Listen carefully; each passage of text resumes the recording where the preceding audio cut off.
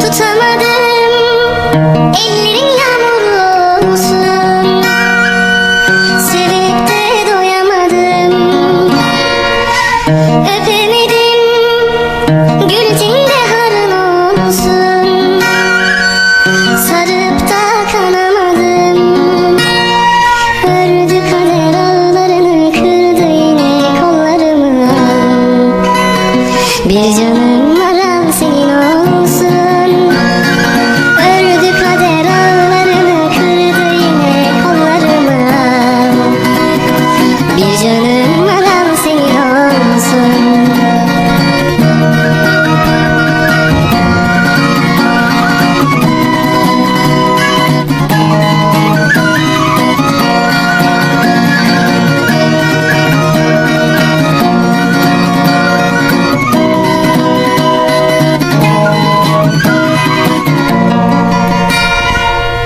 Tutamadım, ellerin yağmurlu olsun. Sarıp da doyamadım, öpemedim, gül tinde harın olsun. Sevip de kanamadım, ördü kader ağlarını, kırdı yine kollarımı.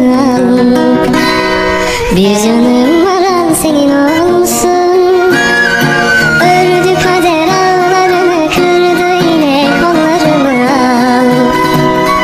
Bir canım var al senin olsun.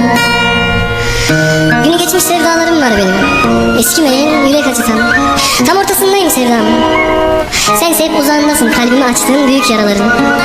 Ne kadar uzaksan o kadar yakınsındır sevdama. Ama sen hep benim uzağımda. Al şimdi sana uzaklardan son veda. Hoşça kal güzel insan, hoşça kal, bu sana son veda.